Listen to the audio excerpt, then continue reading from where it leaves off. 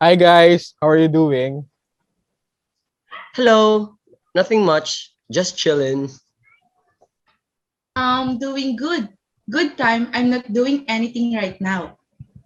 Fine so far. Not yet stressed about schoolworks and anything. How about you?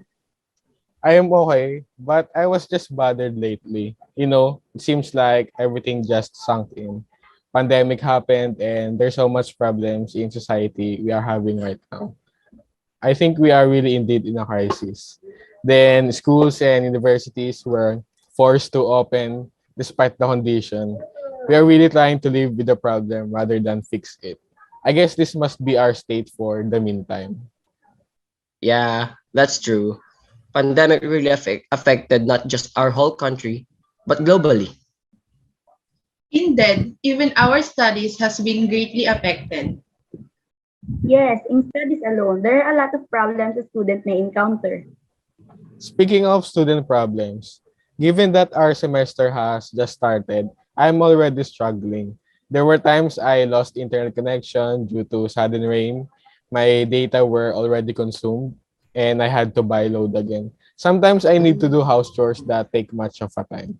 And the most common thing that every student experiences, not just me, is the hardship to learn lessons virtually.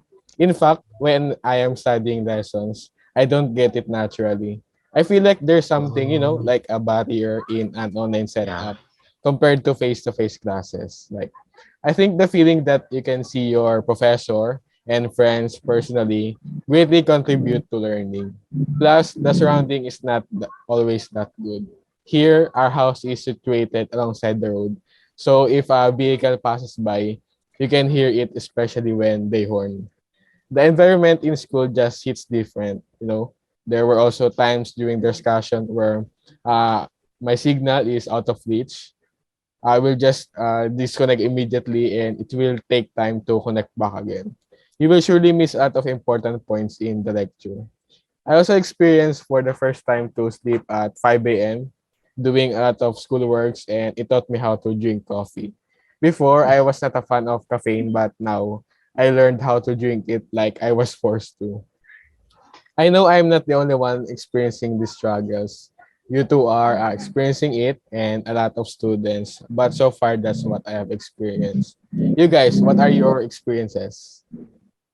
That is totally relatable, Robert. For me, this is my story.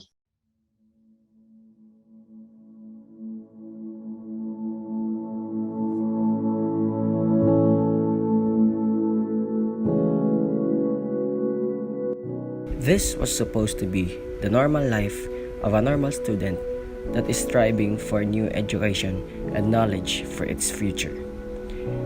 But then, Philippine President Rodrigo Duterte says he won't allow students to go back to school until a coronavirus vaccine is available. streets that were once crowded with children, streets that were once full of joy, playgrounds where we strengthened our bonds, and even prestigious schools all went empty due to this unexpected pandemic. But we students were able to adopt a new type of learning, the online learning mode, in which we encounter a lot of problems, such as drowsiness. It is caused by the unpleasant environment that we are using while studying.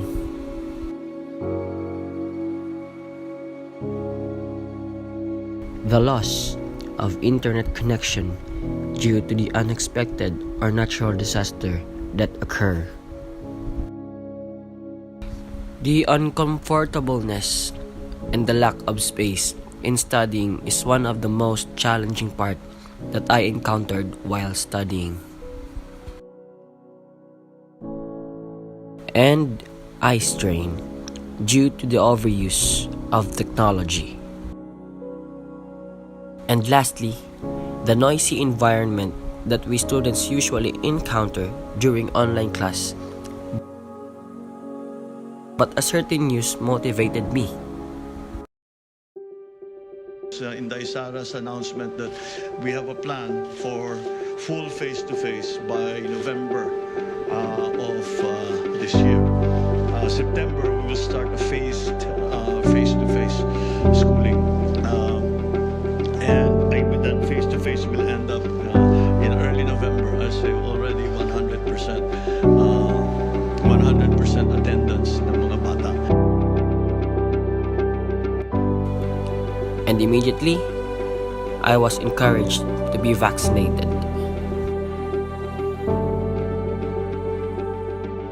Knowing that being vaccinated is required, enable for us to have face-to-face classes.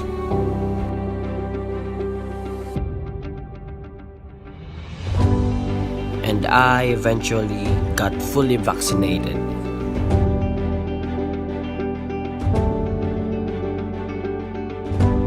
And the thirst for learning came back to me.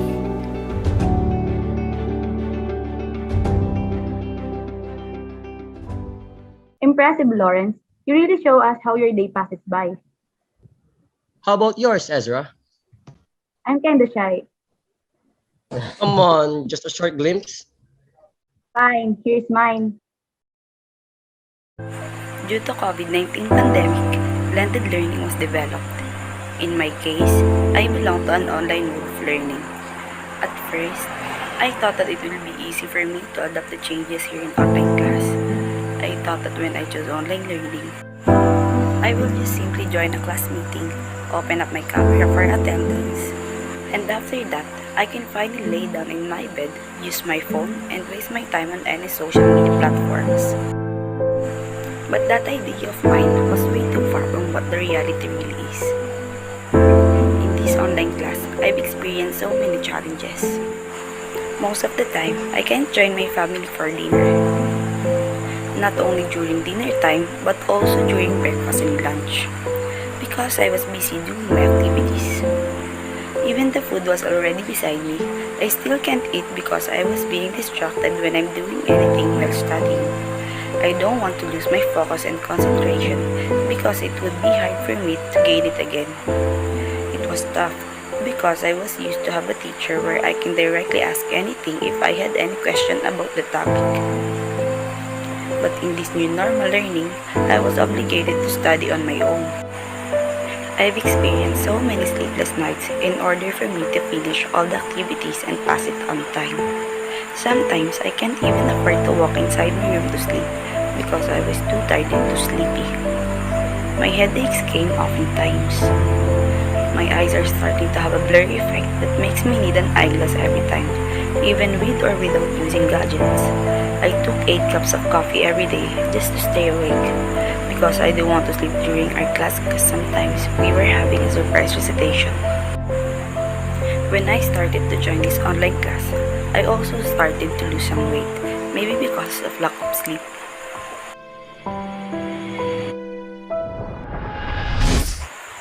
But I won't lose hope. Despite of all the challenges I've encountered, I still wanted to pursue my studies. I can't give up because I had a lot of dreams for my family that I need to fulfill. I want to give my family a better life, especially my parents, where they will no longer suffer from hunger and experience crisis because that is what they deserve. I also had a plan on helping all my sisters and brothers, along with their families, so that there will be no jealousy between each other. I want to give them all the help that I can do to show my love for them. I want to travel the world with my whole family and closest friends. Also, I want to experience going to grocery stores, buy all the foods that me and my family like, and fill our refrigerators with lots of goods. Also, I want to buy all the clothes that I like without hesitating due to its price. I want to have my own beautiful and furnished house for my future family. There's so much more that I wanted to do when I become a successful engineer. But for now, I will just focus first on my studies to achieve my dreams. That's very nice, Ezra. We shared the same experience and challenges. I would like to show mine. Here it is. It's been a year since the COVID-19 pandemic started, and still my mind did not absorb the changes that happened. It's look like I become a prisoner inside my room. It's forced me to adopt a new platform of learning, online learning, to survive my education and continue my dreams. Every morning, I don't have the strength to wake up, but I need to stand up to do my daily routine. I'm the one who prepared and make a breakfast every morning before I attend my morning class. I use a lot of my time pacing my laptop and browsing in the internet to fully understand the lesson. There is a time that I forget to eat and taking care of myself. I sacrifice my own health to make sure that I finish all the tasks and activities that I need to do, and to make sure to have a passing grade. Being a student nowadays is not easy. I experience struggles and stress for some reason, including loss of connection, having a hard time to understand the lessons, and overloaded paperworks.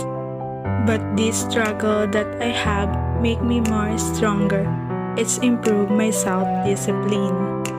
And I learned to depend in my own ability and don't depend with other, and focus on what make me happy. My family give me an inspiration and motivation. They lift me up when I'm down. They make a way to make me smile when I'm stressed. Especially my parents, they are my pillar of my strength. They are my guide and give me a courage to battle obstacles in my life. Also, they motivate me to keep going. The time, effort, and hard work that I put in this time, new normal learning cannot replace. I will continue to work hard day after day to reach my dream and to make my parents proud. I believe that I will be successful reaching my dream if I would work hard for it. Effort, time that I put in can lead me to success. Always believe in yourself and surround yourself with the positive people that can help you to grow. That's very fun to watch. You all showed us the challenges and experiences you have in online classes. Although we experienced those things, I know that we can do all things and surpass every challenge we face and will be facing in our journey. Right, engineers? Yes. Yes. With that, you all have anything more to say? Nah, I'm all good. Nan, everything's so good. I'm perfectly fine. I guess this ends our meeting tonight. Thank you for your time. See you in classes. Bye. Bye. Bye. Thank you. Thank Thank you. you.